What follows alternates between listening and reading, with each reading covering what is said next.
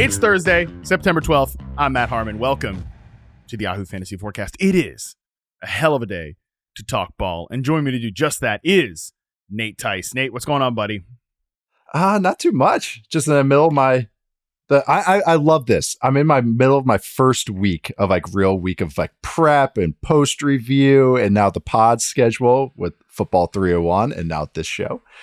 So I'm feeling good. I didn't realize how much I liked routine until I got into media. And then I realized I'm a big routine guy. And I think I really like this routine with football starting. So I'm doing wonderful. Not a big routine in coaching and, front office work, stuff like that. Preparation as a player back in the day. Not a lot of routines there. No, it's really funny. When a lot of players that got into coaching and then retire, how much of their life has been handled. Yeah. How much of their life has been hey, you have to be here at 6 a.m. and you have to be here at 9 p.m. You have to be here at 2 p.m. The bus will be here at 2:15. The bus will take care of everything. The food is here at this time. So their whole lives, they've just had everything just outlined for them on an itinerary. And now a lot of them are I have to book my own travel. Yeah, and they when they move on to the real world. So I think that's something where now I'm getting into media that I was this is great. I just have to do the exact same things. My whole internal clock, my whole life clock is set to the NFL season. And it's great because I get to keep doing it. Oh, especially here in the fantasy world. I mean, Tuesdays, waiver. Yeah, there's always something to the day. So it's nice to be in the routine. Really loving just diving back into what happened in week one and trying to spin forward, which is what we're going to do today, Nate Tice, in the week 2 edition of the Fantasy Film Room. 2 things here. First of all, if you're just joining us, this is how the Fantasy Film Room episode works. The first part of the show, I'm going to take a big picture trending topic, not necessarily always big picture, can be about one team like it is today, kind of a trending topic in the fantasy world. And Nate and I are going to break down the film, the X's and O's, and some of the advanced stats that go into why this is happening and if this is something we can continue to buy into. In the second segment, Nate has one topic that he's nerding out on and one thing he wants you to like, because Nate Tice, he goes against the grain, wants you to like something that he likes.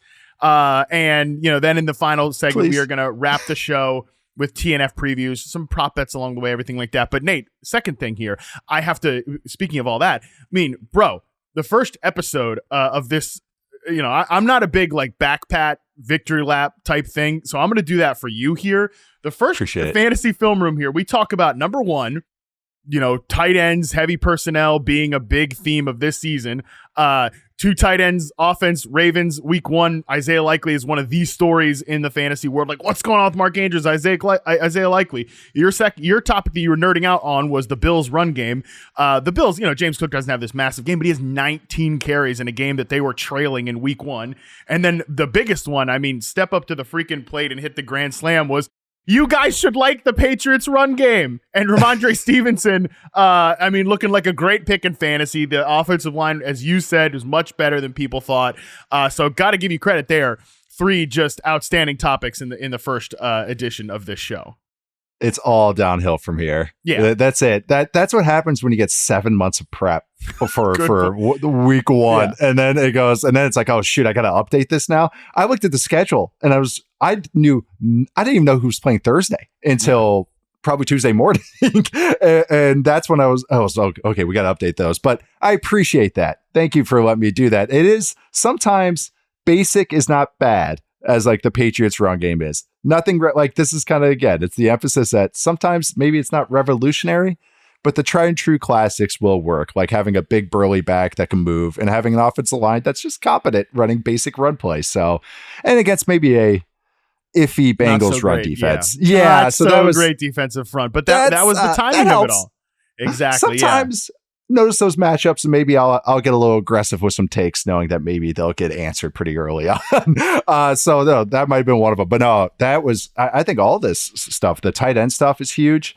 I see so much, a lot of emphasis. We talked about it. We're about to talk about one team with motion and everything, but also just what kinds of motion people are using right now. I would say not only just the tight end motion stuff that we talked about last week, but I would say just running back motion is really cool right now, and how they're using it is a lot of people are just using it for tells. So I think just a lot of the stuff we hit on last week is, yeah, pretty kosher, at least for 1 week. We'll see how it goes on from here on out. Yeah, we were Andy Reid coming off of a bye last week, Full, all the prep we needed, just pitching heat. But let's move on to week 2. First 15 were pristine. The scripted plays were great. Now that we're off the script, let's see how this goes. And let's jump into our topics for week 2 here. Starting with the topic that I picked, we are going to discuss the Eagles' week 1 offense, Nate, because this was one of my favorite offenses to discuss and kind of theorize about in the offseason. And honestly, because both the game was on Friday and justifiably so, I think most of the oxygen post-game has been spent on the Jordan Love injury.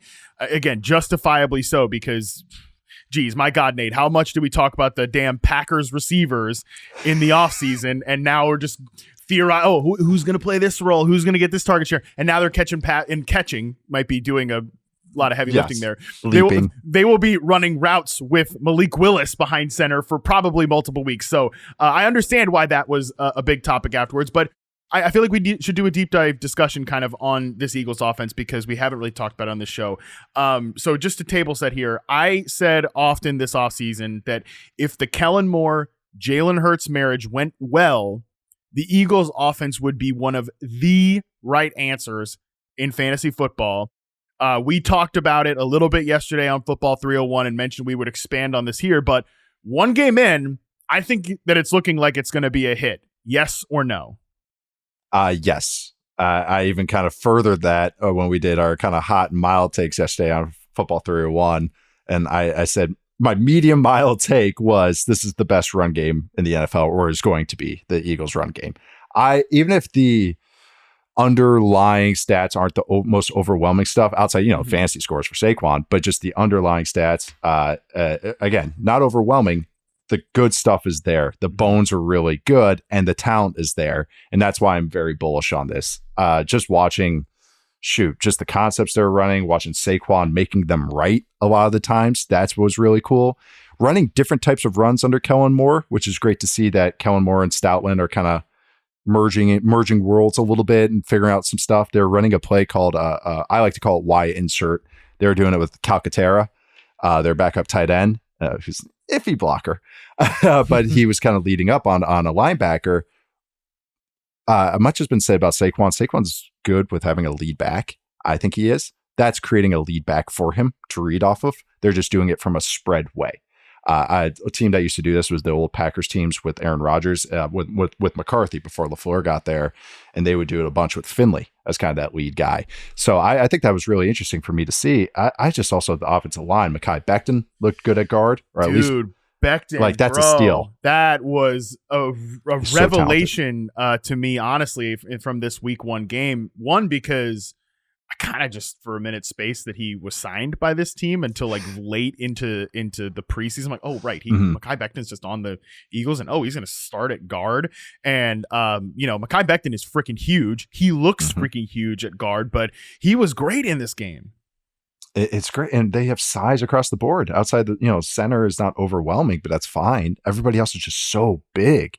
So you got Barkley, who's a big, fast back. And so it's just this combo of size. They're just mauling. Like a lot of these runs weren't the prettiest, cleanest things where they're pushing and making these double teams. But then Barkley has the speed and the size to just run through a tackle. And now it's 9 yards as opposed to an okay, like Miles Sanders would have bounced a lot of those runs last year. And some of them would have worked, but it wouldn't have felt like how it did on Friday night. God, I keep wanting to say Sunday. On Friday, I feel that does not feel right. But even looking at the numbers too, it's just focusing on the running back runs. And that would be my one thing that I want to see more from this team, just completely dropping out the read element with Jalen Hurts.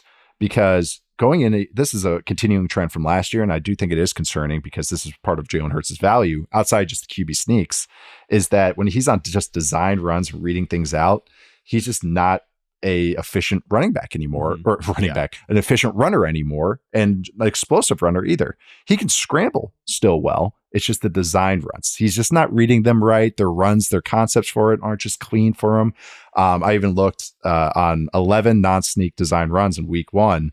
He only had a success rate on 36.4% of them. Wow, so, and that's a continuing trend from last year. That's about the same as last year. I want to say it was 38% last year.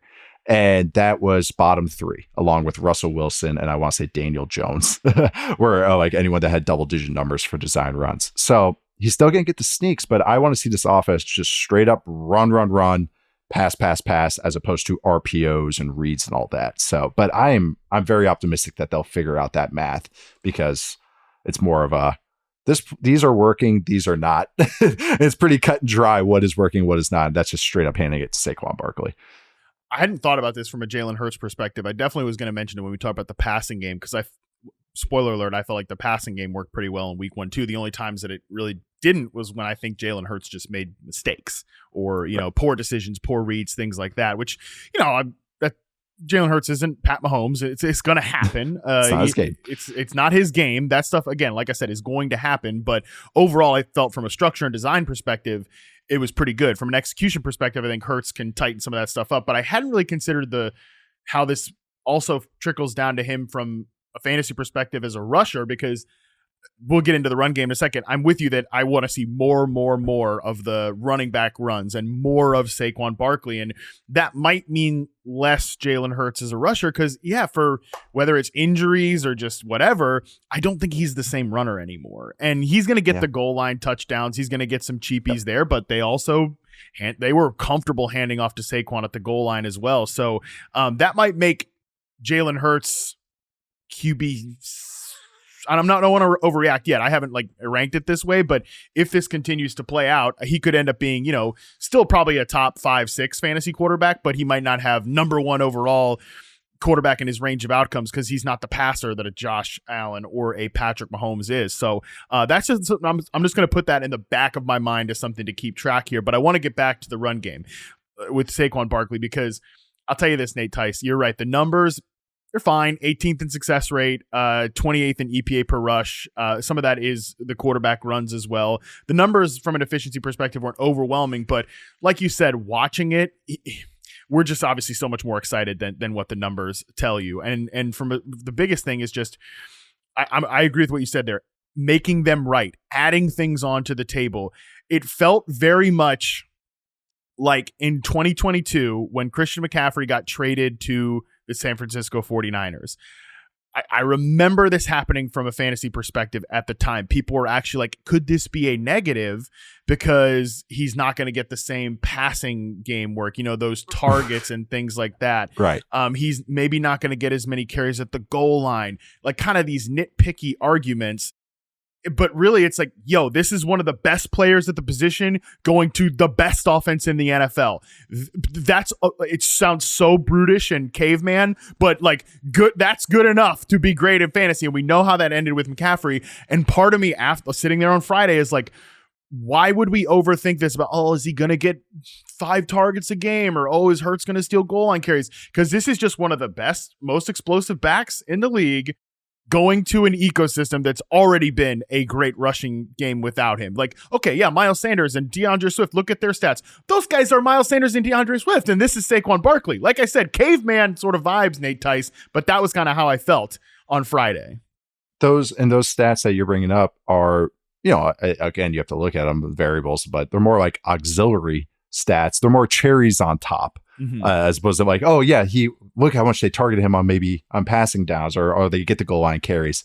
If this were the Lions offense and how they use David Montgomery or Javonte Williams or anything like that, okay, if you're talking about Hurts and all that, how they cut into each other. But the thing with Barkley is he's explosive.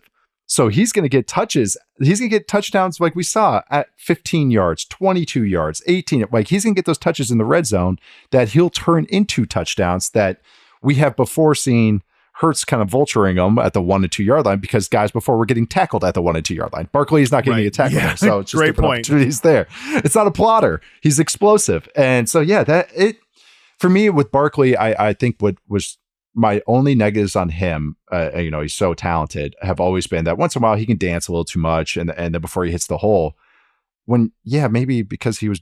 It's kind of like sometimes you have to see it. It's a chicken and egg thing, Sometimes I have to see it. And then I'm like, maybe it's because he was behind the Giants O-line all those years. He's dancing so much because he's like, I don't know where the hole's going to open. And now it's a lot easier when he has, Mailata and Landon Dickerson double teaming a guy and blasting him back 5 or 6 yards.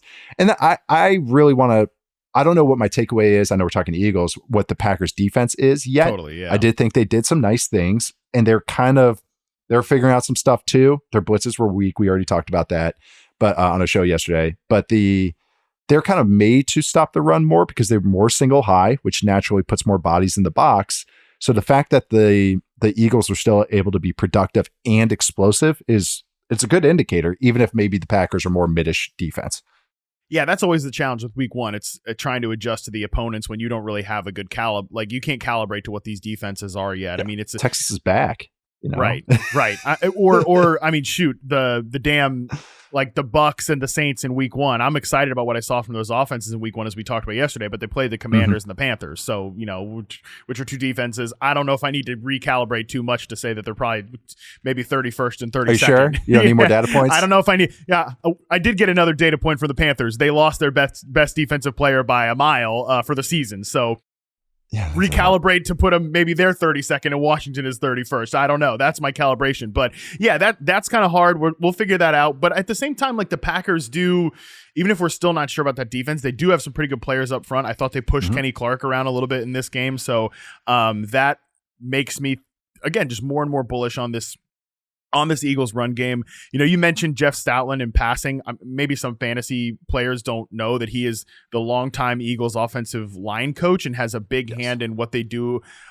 He's just look at the offensive linemen that have come out of Philadelphia and some of the like lower tier players. I say lower tier, but like lower pedigree players. Jordan Mailata, Jason Kelsey, and these guys have turned into superstars. And a lot of that comes back to coaching.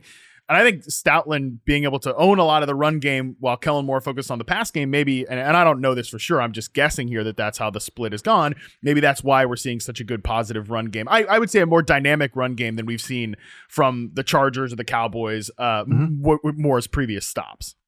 Yeah, it's best. Offensive line coaches are going to handle the run plays as far as design. And then this is where there's a lot of fights usually between the play caller and the offensive line coach, because it's a lot of like, well, call a run. Okay, I called a run. Well, not that run. This is the run I liked all week. Why didn't you listen to me? Yeah. And then the good coaches, the Kyle Shanahans of the world, like Sean McVay's of the world, they're really tied in and going like, okay, you like that run? Okay, here's the play action I'm going to do off of it because we're going to tie. So that's coaching and everything. The Eagles franchise, and for anyone that doesn't know, this is my opinion on this. It's kind of a joke, but I'm kind of saying this seriously, is held up by Jeff Stoutland. Like the entire franchise. Yeah. He's outlasted head coaches. Forget these guys. Yeah. OCs, quarterbacks. And it's because of his evaluation. A lot of offensive line coaches, especially respected ones, will get a lot of say in the guys they draft. And if you read any interview, you hear that, it's Stoutland's guy. So if the strength of the team is the offensive line year after year, and they are the ones that are able to get this offense, doesn't matter what the OCs are, or what the head coach is calling, or the play caller is calling, they're still able to be productive. I really am, I feel pretty good with saying that the entire Eagles franchise is held up by their offensive line coach, their longtime offensive line coach, in a way. Yeah, Jeff Stoutland became he's the Eagles offensive line coach from 2013 to 2017. He's been the offensive line coach / run game coordinator since 2018. Pay bump. Yeah, exactly. Yeah, get a raise so you don't go anywhere else. I graduated college in 2013.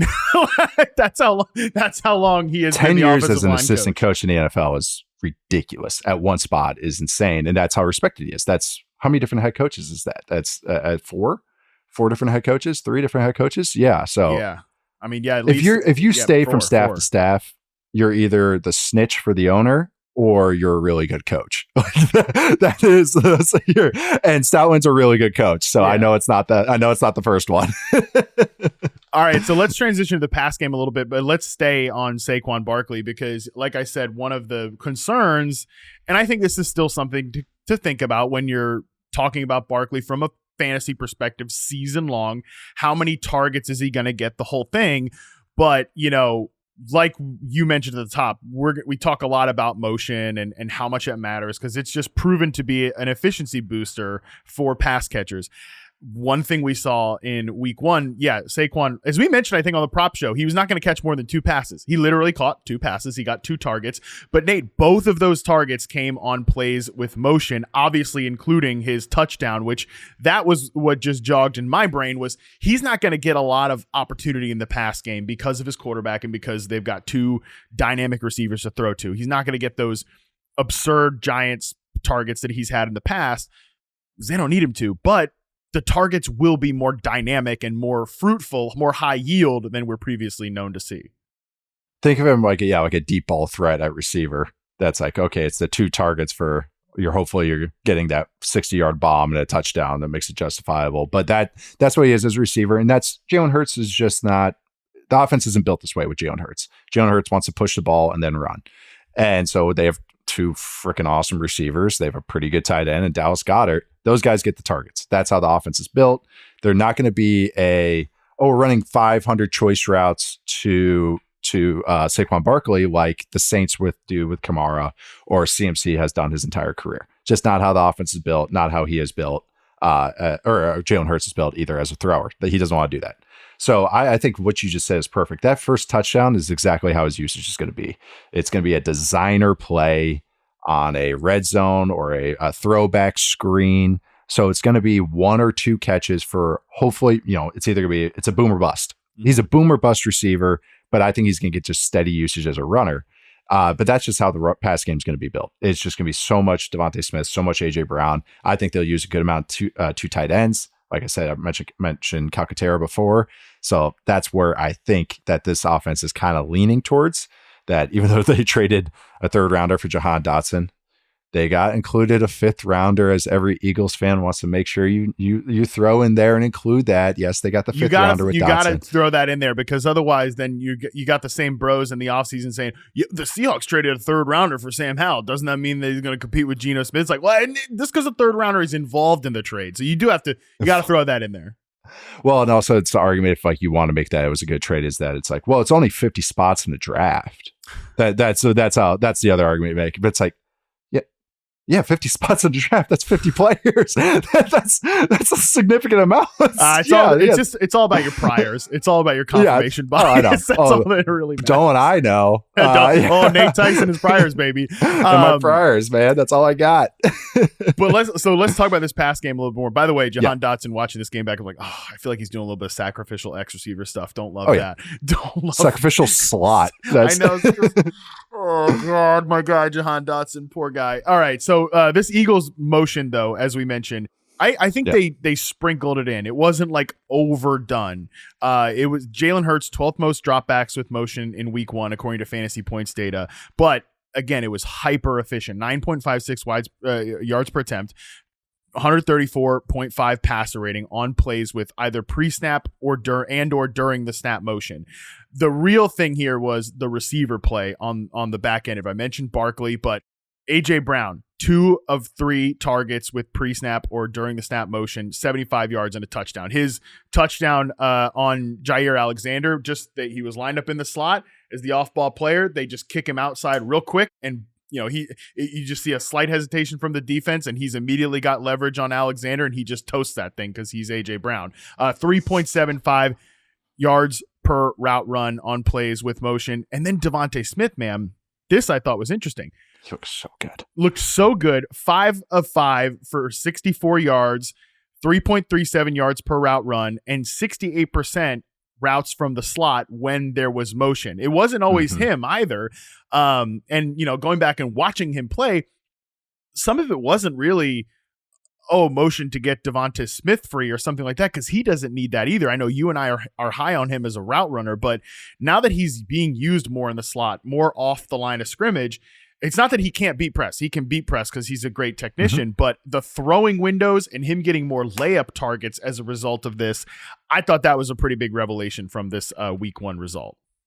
And that's what I want to study more is where those slot reps were coming from, because again, this is where that 12 personnel stuff might be, because when you go 12 and this just clicked my brain. I didn't even have this note. Kellen Moore was doing a lot of 1-by-3 formations. And what that is the tight end is the lone receiver. He's the one. and the 3 is the 3 other receivers, so actually true wide receivers.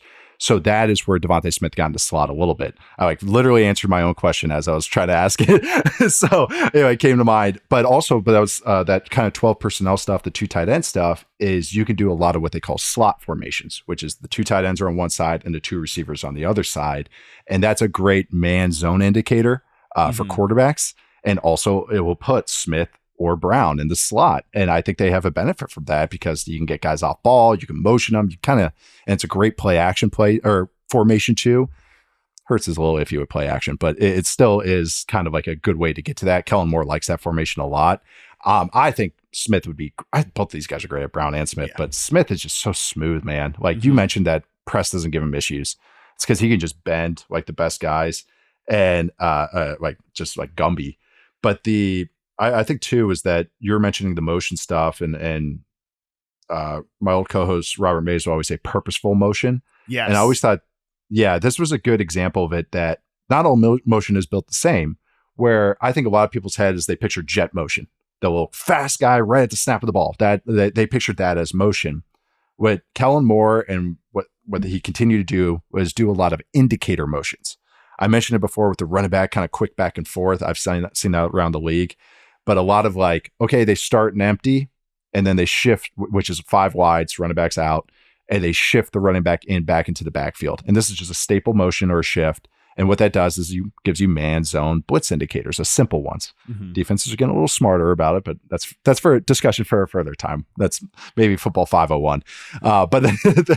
But those types of things is what the Eagles were doing a ton of. And I think Hurts and maybe Kelsey before were a little hesitant with a bunch of motion because it changes the picture. We've talked about that. Yep. But I think that this type of motion is more of a shift, more of we're going from this formation to now this formation. It's a little slower, but then everybody gets a nice okay, that guy traveled with that guy. Okay, boom, it's man. And against a Packers team, that mattered a lot because they're a single high bunch, and it was either, is this man or is this cover 3? Is this man? Does this cover 3? So they used a lot of that to indicate that. So it's good. It's just that it's a great example how this type of motion is way different than what the Dolphins do, or even what the Rams do, or anybody does. I just think it's worth indicating that this is kind of a unique offense in the NFL. Yeah, on Devonta Smith's biggest play of the night, he's lined up in the slot, and Barkley's the farthest out wide receiver to the right, and they motion him into the backfield, and he just kind of runs a little route there, and the linebacker comes up, and Smith just kind of leaks out behind him. He's wide open there. On his other big play, he's the slot man. A.J. Brown shifts out on the other side of the field. It's a cover 3 looking like the safety in the corner are over there focused on him, and he just got, again, so much space. So the fact that they have both of these guys, man, is crazy because on A.J. Brown, he had a 20-yard catch too. On that one, he's just he's a pure boundary receiver, and he just wins on a quick route and then gives you more yards after the catch. So it's just, they can do so many different things. And so to bring this back around to like a fantasy discussion here, all these things we've outlined, super high on the run game. The passing game has really good bones to build on. Like I said at the top, I think this could end up being, I think the Lions and then the Eagles are my 2 offenses right now that are just they could be the right answers this year. Like, who won your fantasy league? Who had the most Lions? Who had the most Eagles? And especially, and all these guys went high in drafts, but they're already players I'm sort of bumping up from a rest of season rankings perspective. So Nate, I'm gonna play a little this guy or that guy with some of these these Eagles players from just a pure fantasy perspective. Let's go running backs. Saquon Barkley first. Breece Hall, Bijan Robinson, Christian McCaffrey. I know CMC is kind of a tough thing to discuss, but any of those guys, or Saquon, Saquon Barkley, because those were. I'm out on Breece Hall. I'm low on Breece Hall. So I'm lower on him because the Jets they're limited because Rodgers can't move. Yeah. So that limited the run game, and I think that was apparent as I watched it. Is they can't go outside, and they just had indicators right away, tendencies right away, and that's scary. Also, Nate Hackett's the offensive coordinator, and it's like, oh, you have tendencies. We're gonna break those tendencies, baby. Let's. And as soon as they get against, they did it against the 49ers, but shoot, they're not playing in the easiest division in football. So that has me a little worried. I would say, man, I would have Saquon and Bijan as kind of my top two. Top 2 in some way. Yeah. It's just, how the usage is there for both of them. I think Saquon's in a better ecosystem, so he might be one for me. Yeah. Just because the CMC stuff that's a lingering injury, and that's just scary. Like that's just always scary. And again, there's just so many mouths to feed. Once he comes back, yeah, maybe we'll go there. But it's just that I think the usage of Bijan, he's gonna get so many touches in the receiving game and the rushing game, run game. But then Saquon stuff is just this offense is gonna cook. We talk about it. It's like they're too good to fail. Like that's just, and I just think he's no matter what, it's gonna get at least those touches. They're giving him primary usage. Like it's not like they split it and this, so if he's healthy, he's the guy. I'm with you. Like, if we redrafted today, he'd probably be a top 5 pick in drafts now, is Saquon Barkley. So if you can, I don't know, use any sort of still skepticism out there for a potential trade, I bet you could probably, and I don't love like in position trades. Like we really should be trying to make both teams better when you're doing fantasy trades, which is why it's hard to trade in fantasy because nobody wants to make the other team better. I just got to win the trade. I got to win the trade. Well, then you're probably not making any trades. So in position trades can be tough with that, but maybe if you could, maybe you can still get like Saquon Barkley for Breece Hall straight up. And I don't know. I'm not quite as Nate's got me kind of turning about this, but yeah, I agree. He's for me right now, bare minimum, a top 5 back. And I think I would rather have him over like Jonathan Taylor, Jahmyr Gibbs, any of those guys that were drafted ahead of him. Okay, let's do the receivers because I think this one's more interesting. I'm going to just say my receiver ranks rest of the season. You tell me, I'm going to get to A.J. Brown pretty quickly, but you tell me if there's anybody that you'd have him over. CeeDee Lamb, Tyreek Hill, Jamar Chase, Justin Jefferson. Those are still my top 4, but I've officially moved Brown to my wide receiver 5 rest of the season. I'd have him over Chase. Okay. Yeah. And then just because I'm a little scared about what that looks like right now. I know it's without Higgins and everything, but that also kind of hits it a little bit. Yep. So I would have him probably 4. Okay. Or maybe, shoot.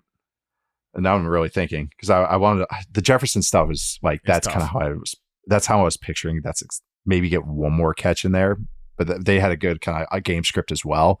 So might have those games where they're just chasing. So I don't know how to rank Jefferson right now because it's just the Giants is a wacky defense to go against too. Because Dexter Lawrence won every single play, so they couldn't really do a lot in the passing game. And your Darnold, priors definitely those are intersecting right now here. It's quasi there. I talked about it yesterday. You did appropriately hedge this on 301. I wish I could have just been like waving that flag, and it's just more like I'd like the little mini flag. Like all right, there's my little Darnold mini flag I'm waving. Well, don't worry, all the new Darnold bros, the new Darnold guys and girls are out there waving the flag. So for you, don't you worry. It's getting full. It's getting full on that bus. It really is. No one full ever on that boat. Him. That thing might be sinking any day now. We never know. This is the second time this has happened. When he when he was with the Panthers, he had that good month where he had a bunch of rushing touchdowns and everything. And I remember I did Bill Barnwell's show, and he had me come on. And he thought I was going to come on and take a victory lap about Darnold, and the whole time I'm like, I don't know, guys. This feels fake. This feels really fake. It's over-designed plays. It's a bunch of choice routes, a run play. Like, I don't know if this is going to work. And he was like shocked. He thought I was, and I like, again, I'm willing to be real about this. And I don't know. The bumpers are there. The training wheels are there right now. And we don't have to do the this or that with Devonta Smith because I think he's going to be a little bit lower, but I think he's a guy I'd give it like another week to see guys like, Debo or Olave, these type of players, and obviously Drake London too, but I could easily see him being closer to a top 15 player than like fringe wide receiver. He was like a low end wide receiver too, as he was drafted as. So, and I bet because he didn't have the big performance like a Barkley or a AJ Brown from a box score perspective, he's still somebody you might be able to buy in fantasy right now. So he's definitely somebody I'm closer to moving him into the top 15 than leaving him where he was drafted this year. I just feel like he's going to be so steady every week. It's just where he's at in the offense, as far as we're just talking about location wise, how the reads are in that offense. Just picture CeeDee Lamb's usage. But it's not the same. It's not the exact 1-for-1, but a lot of bailouts in that offense, or a lot of the quote unquote safer answers in that offense are his routes. That's where I feel like he'll always have a steady diet, whether he gets a touchdown, whether he goes 120, I don't know, but this feels like a floor for him. Like this is kind of just how I see his usage week in, week out. So I'm with you. I feel really good about where his fantasy usage is and just how they're using him in a real football wise. Especially from when he's under pressure, Jalen Hurts, I think just Devonta Smith's going to be an easy answer, which might not be the case this week because they're facing the Atlanta Falcons. I'm so excited to watch that game, dude. Talk about a referendum game. There's going to be a lot of referendums, and it's Monday night too. It's a Monday night football game. Yep. There's going to be a lot of Falcons chatter. It's almost kind of a bummer that I'm going to be on Football 301 on Tuesday as opposed to Charles, because that would be. But probably, I don't know what. I don't know. We'll have him on for 5 minutes, just to check in. Just Hannibal Lecter him. Yeah, roll. Just wheel him in.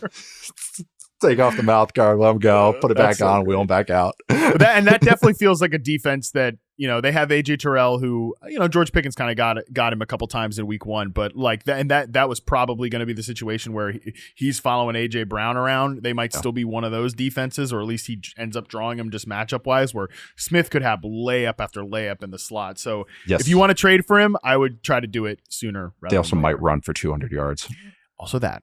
Yes, they might. That's run another for thing too. Yards in that game. Hopefully, all Saquon, because that's how I picture it. Speaking of running for 200 yards, the next running back we'll talk about is probably not going to run for 200 yards, but we have another running back to talk about after the break that we are very, very excited about right after this.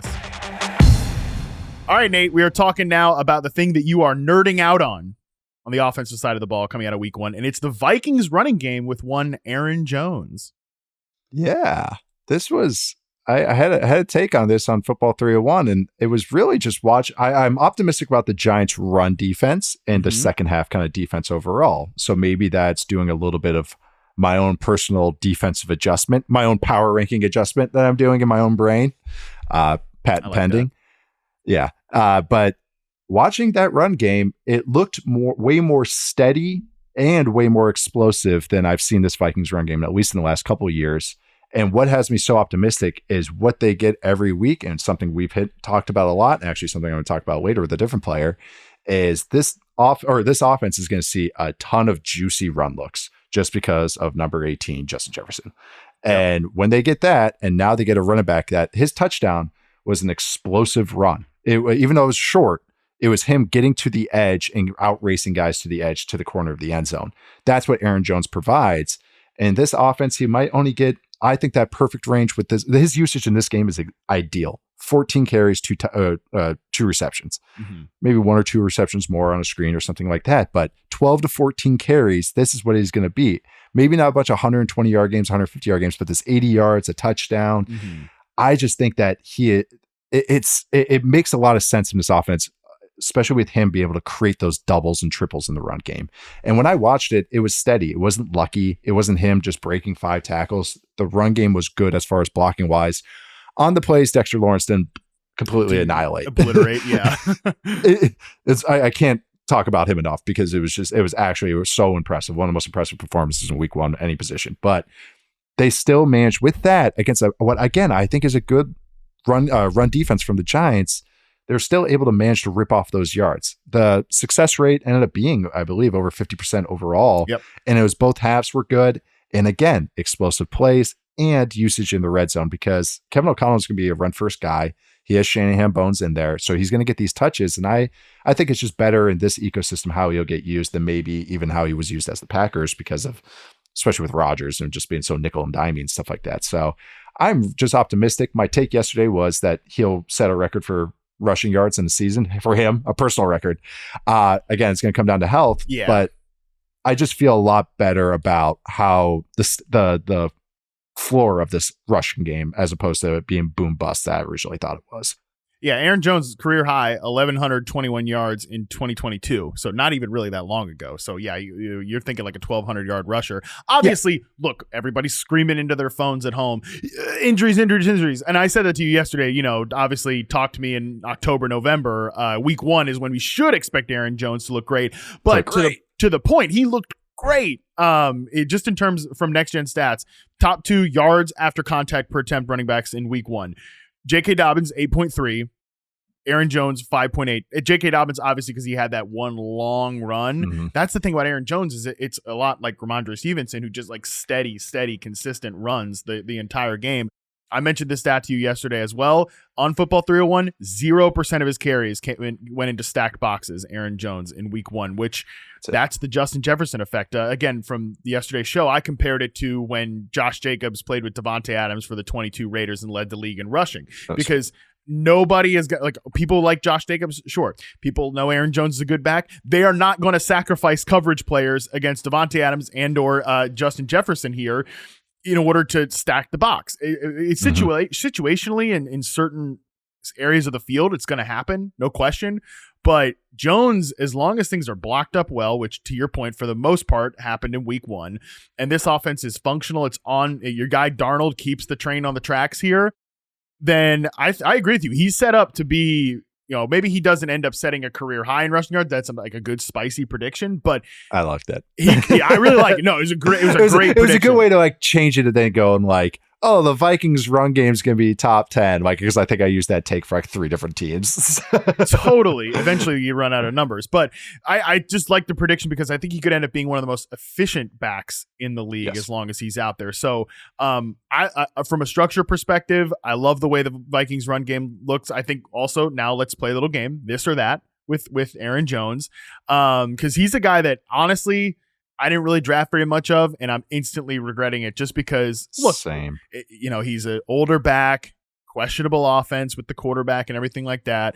I also thought there might be more Ty Chandler in the mix, and maybe that happens over the course of the season. And there is. It's like a 2-1 split, it seemed to me. Like 2 series, like a 65-35 kind of split. That's what it just seemed to me first game. 14 carries for Jones, 8 carries for Ty Chandler. Just Ty Chandler didn't do anything with his carries. From a receiving perspective, I think obviously Aaron Jones is more of a threat there. But okay, so I don't think he's a top 12 back rest of season, Aaron Jones. But I think once we get to 13, okay, James Cook, Ramondre Stevenson, Travis Etienne, Aaron Jones, Rachaad White, Kenneth Walker. I think that's kind of like a tier. Do you think he ranks at the top of that tier or at the bottom of that tier? Top of that tier. Okay. Yeah, top of that tier. Man, Kenneth Walker did look good though. He's banged up though, so but he's already banged up, right? Yeah, there's the Char. See, that's the thing is people got on me about the Charbonnet thing, and I said this is just a long-term thing. This is not talking about anything against Kenneth Walker. It's just that's how he is. He's Sonic. he's gonna run into a wall, and sorry, it's good or bad. But yeah, I think I would probably still rather have Stevenson. Just feel so great about what we saw in week 1 with him. I still also probably would rather have James Cook just because I'm attaching myself to a great offense and another run game that you really like. But yeah, man, like Etienne. Davis is coming in though. Yeah, Ray Davis is coming in. And definitely same thing with Etienne and Tank Bigsby, bro. I'm not like, I don't have a strong take on Tank Bigsby, but he definitely got in the mix there. And this is a guy that they have said over and over again, they want to cut his touches back. So, again, Aaron Jones might be like a top 15 back rest of season, as long as he stays healthy, all the caveats included. But yeah, I love the way that run game looked in week 1. He only got stuffed once on those 14 carries, and that's huge. That's bigger to me than anything. Because again, I thought this run game was going to be more boom bust because he explosive and everything, but I just thought they were more steady. Yeah. And I think that's just so huge because what he can put him over the top, but it's about the bar being lifted. So that all the underlying stuff looked good there. He's just such a pro, man. I'm really excited to watch him. I hope he has a great guy too. Every time I talk to Aaron Jones, he's like just a gem of a person. So I'm really hoping for good things for him. I hope he can be the king of the running back dead zone this year. That even though we gave the title to Stevenson this summer, I'm hoping that Aaron Jones can compete for the title there. Okay, let's move on to the thing, Nate. You want people to like. This is what Nate Tice wants you to like coming out of week number 1. You actually have 2 things today, so I'll let you go. Take either which one you want first. Okay, the second one is more like a pump the brakes, hold on, everyone chill moment. But the first one is Tucker Kraft. I want everyone to realize that this is the Packers tight end 1, and this is nothing against Luke Musgrave and what his long term ability is going to be because he still has, incredible upside. It's just that what you see is Luke Musgrave is inconsistent, and that's why he's kind of in LaFleur's doghouse. And that's, again, I think LaFleur loves him. And this is a long-term thing. This is the Ayuk thing. Doghouse because you're messing up so much. And okay, then hopefully in year 3 or 4. Okay. Yeah, and I know it's annoying for fantasy owners and everything, but in a real football terms, I think this will be good.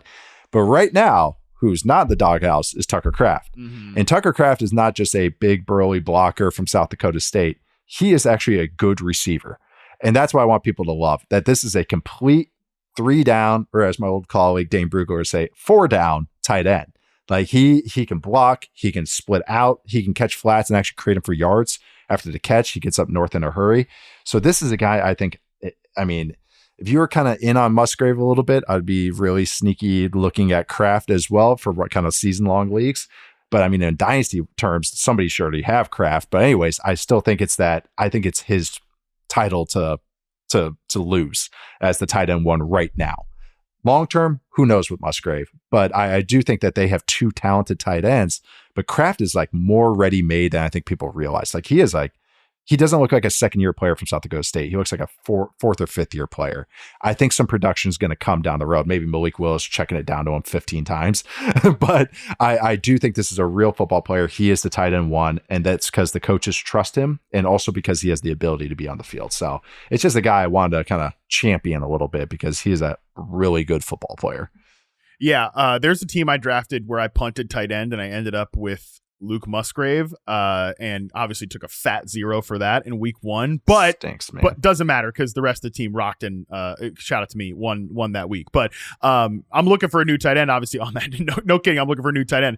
I thought about adding Tucker Kraft, but because of the Malik Willis thing, I ended up not going with Kraft. But if you're able to stash him or something like that, or you're in more desperate need, you don't have a better solution out there, 3% rostered in Yahoo leagues, so he could definitely be somebody that once Jordan Love comes back, if the playing time trends hold up, he could be somebody that in 3-4 weeks from now, we're talking about as a priority waiver pickup. That's kind of how I'm just wanting to get these out early, because this is just looking at playing time and hearing the coaches and how they interact with how LaFleur is. LaFleur is just a funny coach. Like he just really is. Like, cause he's just like, he openly gets frustrated at his guys, but you can tell he loves them. So, But I just reading between the lines of all this, it's Kraft's job to lose. So that's why I don't know how the stats will reflect it, because it might just be how it looked in the first game. But really, at the second half of last year, when Kraft was taking that role, he started getting more and more usage. So that they're gonna have some stuff for him. So I just again want to just mention them. Yeah, I ended up adding Juwan Johnson, the Saints tight end, just because I like that usage was there. And I actually literally have Jordan Love on this fantasy team, and I have Jaden Reed too. So I've got enough like Packers scarring and exposure to this Jordan Love thing that I don't need more.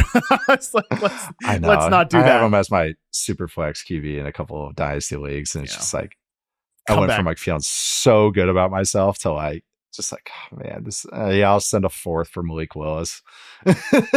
Like that's just kind of how it ends up going. It's just like the saddest trade. It's like, this is what I have to do. God dang it. Yeah. Talk about sadness for sure. I'm so bummed about this Jordan Love thing. And people, by the way, Nate, are bummed about a particular rookie that went very high in fantasy drafts this year. Marvin Harrison Jr. was a consensus probably like round 2 pick. In some sicko best ball sites, he was going in the first round. So that's where we're at. He was going in the first round 1, which is how many catches he had in week 1. One for 4 yards. And people have begun to watch the film on this, Nate Tice, and they're even less enthused. What do you have to say about Marvin Harrison Jr. And some of the things coming out about it right now? Everyone chill. Everyone relax. I see that, I've gotten access to the next gen stats and seeing the miles per hour rankings for everybody too. It's very fun to look at, but there's noise with everything. You have to look at context, and there's a couple contextual things with Marvin Harrison Jr. and the Cardinals. First off, the weather in Buffalo. We talked about this yesterday, over 25-mile-an-hour winds, not a lot of deep balls.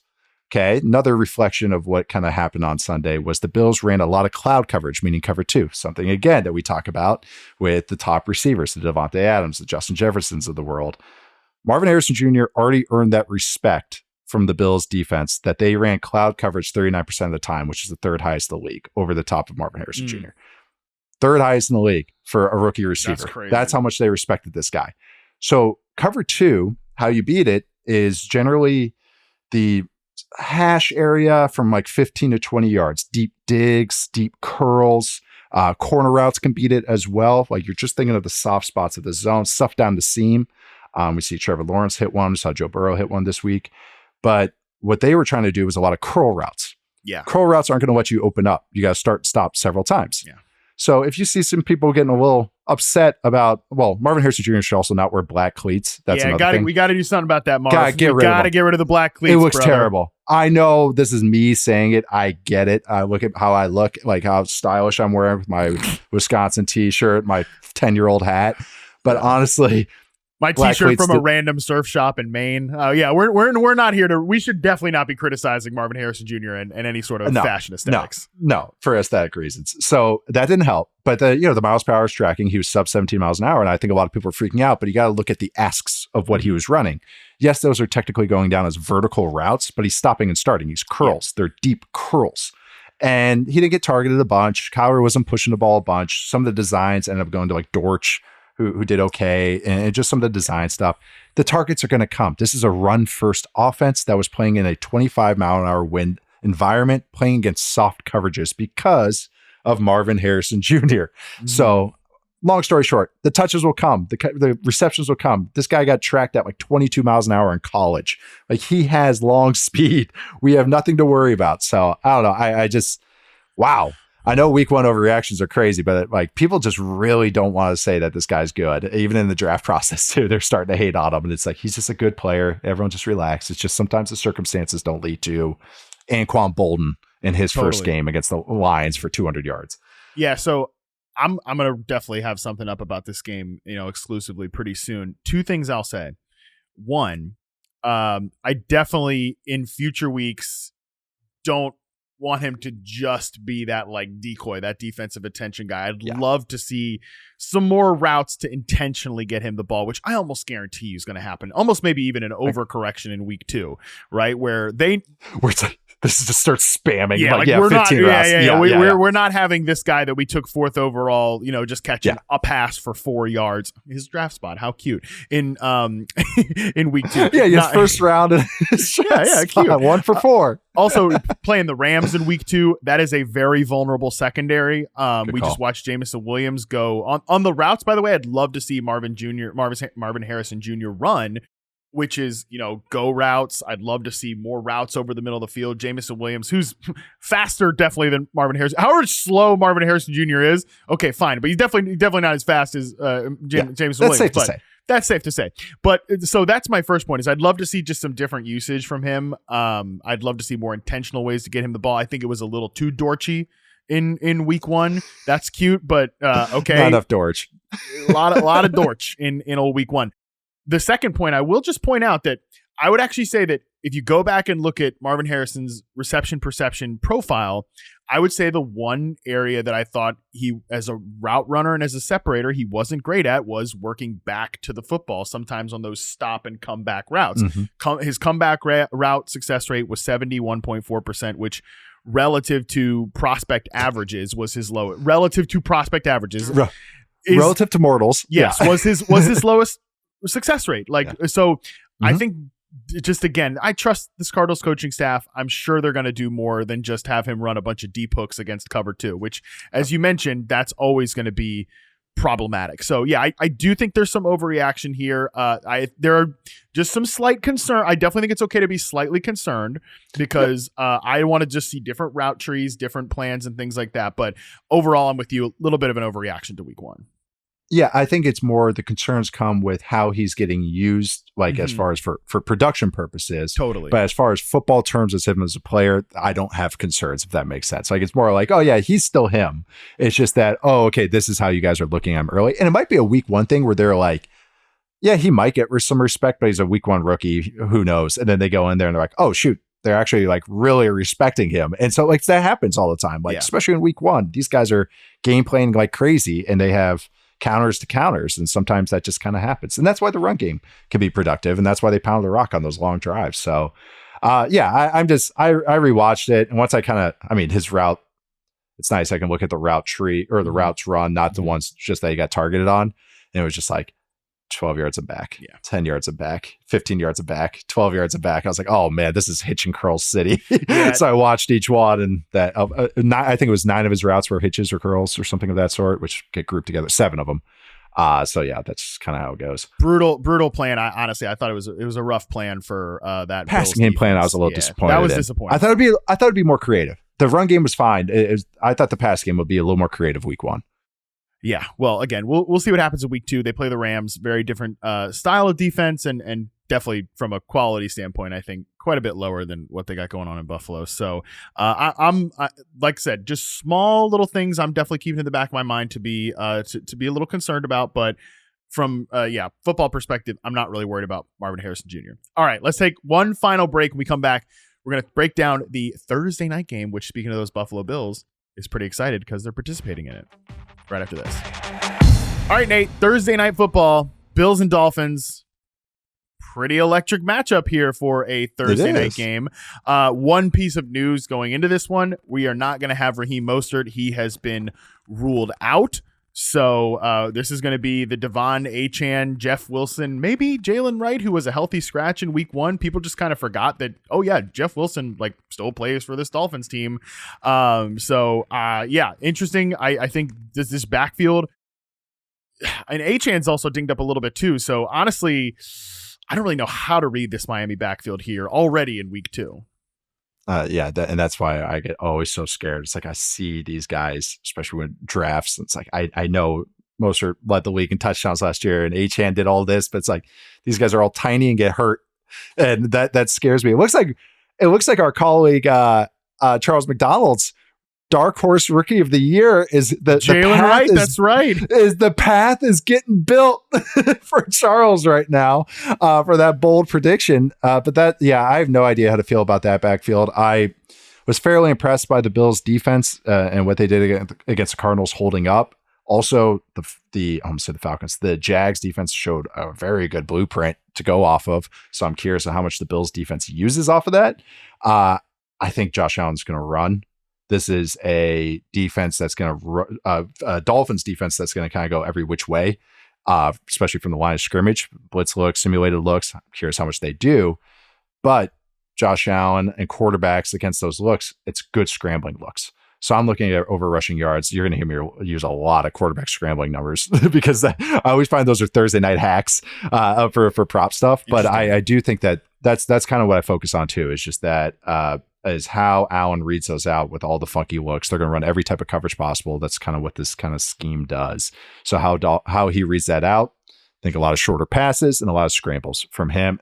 Actually, it's going to look similar to the game plan where they play in the wind and against a Cardinals defense that's pretty funky too, and where they pound the rock a lot, where they look at Josh Allen's legs when they need to, and just more of efficient passing as opposed to maybe something downfield. Yeah, I don't really think that there's not like a receiver to really still target here just yet. You know, Keon Coleman, I know he had the 20+% target share. He led the team in routes run. You know, Brian Thomas Jr. had a great game against the secondary. I do still think there's quite a bit of a drop off from Brian Thomas to where Keon Coleman is, especially as a separator and as a mover. Talk about week 1 rookie film that was impressive. Brian Thomas Jr., but man, he's about to cook. So much further along than I thought he was going to be. Yeah, he's about to cook. I'm still not all the way there with Keon Coleman, although the opportunity is great. I just don't see a ton of a ton to really just go on just yet. But that would be the only thing for me here is how do we feel about a Dalton Kincaid kind of bounce back game in this one? Because I will say, watching back that Cardinals and Bills game, the Cardinals were paying a shitload of attention to Dalton Kincaid, more than maybe I thought, over the middle of the field. But that can also just be the defensive structure, not necessarily Kincaid specifically. I would say if I were going with Kincaid overs or something, it would be receptions. Mm-hmm. And just because they're getting peppered as opposed to yards. By the way, if you're on BetMGM, over 4.5 catches is plus odds right now. So yeah, I think that's probably. What's James Cook's receptions at? James Cook 2.5 4 yards. My receptions is 2.5 the over, but it's minus 145. Like what's the yards? Do you know? Sorry, I've actually was trying to pull this off. So this is great.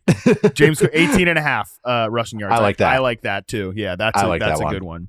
I could see some checkdowns happening where, again, when you got a defense that is going to do stuff at the line of scrimmage and run back, But those guys, when they get their heads turned, they're worried about getting beat deep. And so what happens when we get a lot of those types of defenses, you can find a little check down, run a grab after that.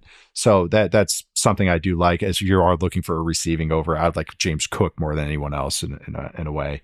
I was trying to think on the other side of the ball.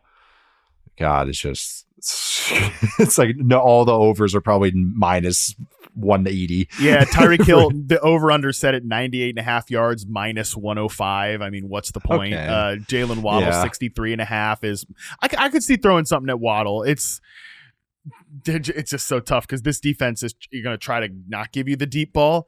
But I loved the way I thought, Nate, I don't know if you agree with me on this, but I thought that last year was Waddle's most impressive ISO route running film so far in the NFL.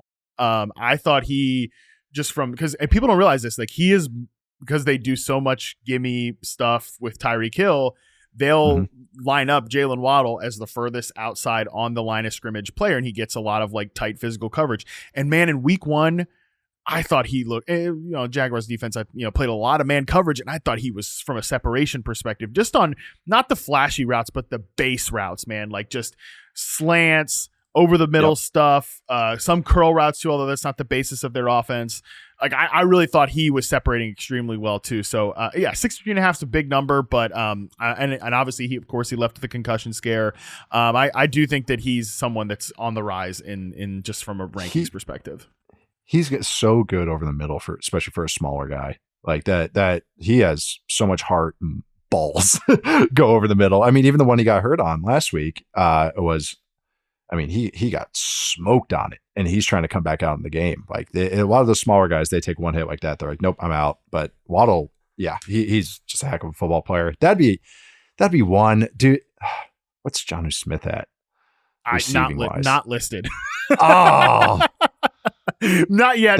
Maybe closer to kickoff. That's how you win on these. Those are the sicko ones that you have to find. You have to find like tight ends and like under 5.5 receiving yards for running backs, just stuff like that. So the only other sicko one I would give out is like, we'll see if I'm hoping Curtis Samuel plays more. I almost imagine he does, and he's at like a measly 17.5 receiving yards right now. So I could see him getting the over on his catches is over 1.5, and it's minus 160. So what's the point in that? But that was the way I'd go for it. But I bet he plays more in week 1 than he did in week 2. So that's kind of the situation. Really, from a fantasy perspective, this is a game where you know who you're starting.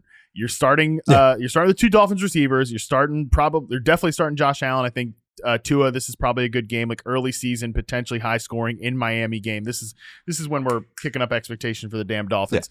Yeah. In the backfield, I think Achane, as long as he plays, you're starting. The other guys I'm probably not trying to mess around with just yet because we have no idea there. Although, Jalen Wright, like if you're waivers have already run. I'm sure these guys are on rosters at this point. And then on the Bills side, I'm still wait and see mode. The biggest storyline is just with the receivers. Like, who does this rotation hold from week 1? Because if it does, then Coleman's stock is definitely on the rise. But we'll see again how that looks here in week 2. Yeah. You're starting Josh Allen and then James Cook if you have him like that. Because I feel like Cook will get his touches every game now. That's just, again, like we talked about, man, I wish he was like a 250-pound bruiser because this offense would be perfect for him, but still, it's a good fit for him. I do like his receiving yards. All right, buddy. That's going to do it. All right. That was a great show. I feel like we unpacked a lot. I feel like we've adjusted some expectations, hopefully not over-adjusted for some of these players we discussed today, but it was great stuff, man. And Nate, appreciate you doing it. Definitely, if you are not subscribed to Football 301 with Nate Tice, myself, and Charles McDonald, you got to go over there because we ended some careers and coaching tenures yesterday very irresponsibly, and I'm sure no one's upset at us. Yeah. We fired 2 head coaches and a quarterback after 1 week. I felt like that was not even justified. I felt like that was tempered responses. Yeah. The assignment was spicy takes. Yes. And the wheel decided, and we just went for it. So if you don't know what the hell we're talking about, go listen to the show. And Football 301 fans seem to be handling it well. They understood the assignment, other than one Lions fan that said, hey, I know this was supposed to be spicy, but you really think the defense is going to be better than the offense? It's like, that was the assignment. I just wanted to accomplish the assignment. Again, Lions fans, I'm really happy for you guys, but you can't be upset that Nate said one side of the ball was going to be better than the other. Like, and I said like one's gonna be 5th and one's gonna be 7th. Exactly. Like, I know you're feeling yourself right now. But it's okay if Nate says one side of the ball is going to be better than the other. It's still an overall good thing about your team. So let's be chill. Yeah. Let's be chill. All right. Again, that's going to do it for today. Shout out to Nate Tice. Appreciate you for joining us. Make sure you're following him on Twitter at Nate_Tice. In the meantime, on Friday, Andy Behrens and Tara Roberts join me to preview all of Sunday's Week 2 action. I mean, what a time to be alive. Football is fully back. The film is being studied. The metrics are being unfurled before our eyes. Oh, man, it feels great. Until then, we're out.